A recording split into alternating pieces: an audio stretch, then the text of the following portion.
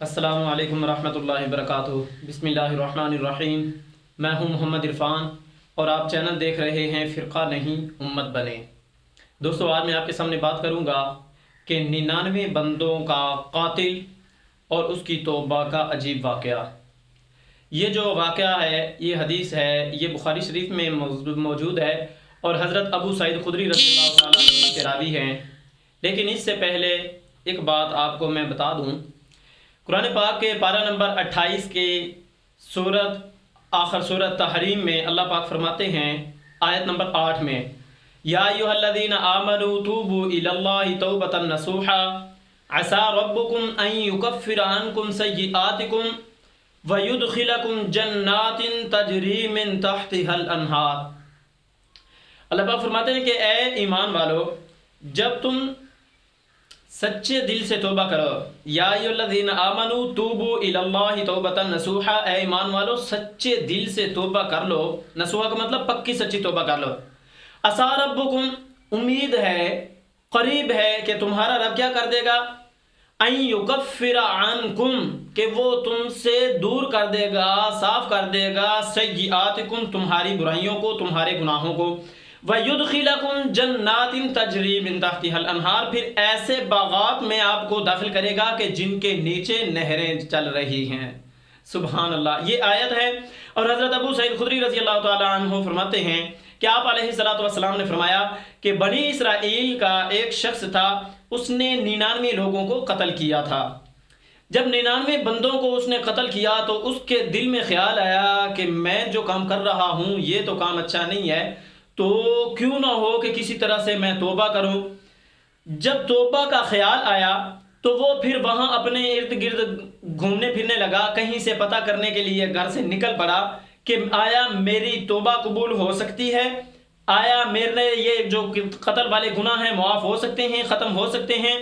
اس غرض سے وہ گھر سے باہر نکلا اور ایک عیسائی عالم کے پاس، جو یا وہاں کا اس وقت بڑا راہب تھا، عبادت گزار تھا، اس کے پاس پہنچا اور جا کے کہنے لگا کہ جی اللہ کے بندے، میں نے 99 لوگوں کو قتل کیا ہے، اب میری معافی کا کیا طریقہ ہے، کیا میری معافی ہو سکتی ہے؟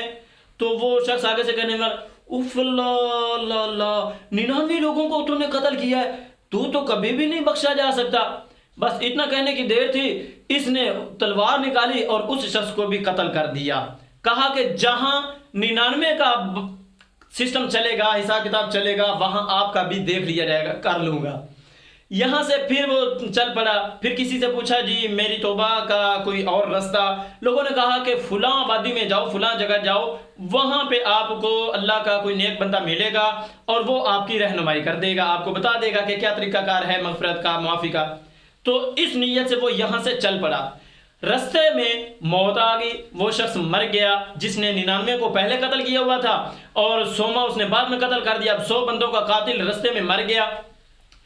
جنت والے فرشتے بھی آگے، جہنم والے بھی، رحمت والے بھی آگے، عذاب والے بھی آگے۔ رحمت والے فرشتے کہتے ہیں کہ اس کی روح کو ہم لے جائیں گے جنت میں، علیین میں لے کے جائیں گے، اور رحمت والے، عذاب والے فرشتے کہہ رہے ہیں، جہنم والے فرشتے کہہ رہے ہیں کہ اس کی روح کو ہم لے جائیں گے سجین میں، سجین کی جگہ پہ اس کی روح کو وہاں پہ پہنچایا جائے گا۔ تو اب ان فرشتوں کا آپس میں بحث مباحثہ ہو رہا تھا، تو پھر اوپر سے اللہ پاک نے ایک اور فرشتے کو بھیج دیا ان دونوں گروہوں کے درمیان فیصلے کے لیے، اور فیصلہ یہ کرنا تھا کہ ان میں سے کون سا گروہ، کون سے فرشتے اس کی روح کو لے کے جا سکتے ہیں۔ اس فیصلے کے لیے اوپر سے جو فرشتہ آیا اس نے کہا جی اللہ کی طرف سے میں بھیجا گیا ہوں، مجھے اللہ کا حکم آیا ہے، آپ کی طرف بھیجا گیا ہوں اللہ کے حکم سے۔ اب کرنا یہ ہے کہ جس جگہ سے یہ بندہ نکلا تھا اس جگہ کو بھی ماپیں اور جہاں یہ جا رہا ہے اس جگہ کو بھی ماپ لیں۔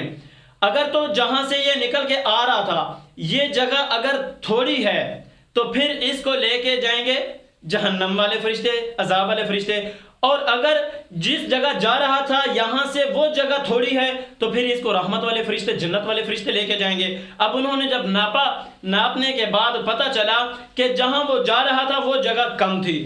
حقیقت یہ تھی کہ اس کا اخلاص اللہ پاک کو بہت پسند آ چکا تھا، اس کی دل کی تڑپ، معافی جو دل سے نکل رہی تھی وہ اللہ پاک کو بہت پسند آ گئی تھی۔ اب حقیقت میں جو یہ سفر تھا، پیچھے والا گھر والا جو تھا یہ زیادہ تھا، اور جو آگے کر رہا تھا یہ نہ حقیقت میں یہ کم تھا اور جو آگے کر رہا تھا یہ زیادہ تھا، لیکن اللہ نے اس کے اخلاص کو، اس کے دل کی تمنا کو دیکھا، اس کی خواہش کو دیکھا، اس کے معافی کو دیکھا، تو اللہ پاک نے زمین کو ایسے حکم کیا کہ وہ جو تھوڑی تھی وہ پھیل کے زیادہ ہوگی، اور جو زیادہ تھی وہ سکیڑ کے اللہ پاک نے کم کر دی، اور اس طرح کر کے اللہ پاک نے اپنے بندے کی بخشش کا ذریعہ بنا دیا۔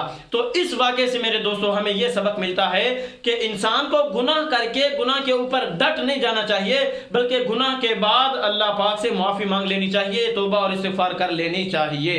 یہ بات نہیں ہے کہ آپ جو مرضی گناہ کرتے رہیں، سرکشی میں تلے رہیں، نہ نہ نہ، گناہ کے بعد اگر آپ توبہ کرتے ہیں، یہ ہے یا ایھا الذین آمنوا توبوا الی اللہ توبۃ نصوحا، پکی توبہ، سچی توبہ، یہ ہوتی ہے گناہ کے بعد توبہ۔ اور اگر گناہ کے بعد بندہ اکڑ جائے تو پھر توبہ کی بھی توفیق نہیں ملتی۔ دعا ہے کہ اللہ پاک تمام ایمان والوں کو، مومنین، مومنات، مسلمین، مسلمات کو معاف فرمائے، اس دنیا میں بھی معاف فرمائے، اگلے جہان میں بھی معاف فرمائے، آمین۔ السلام علیکم۔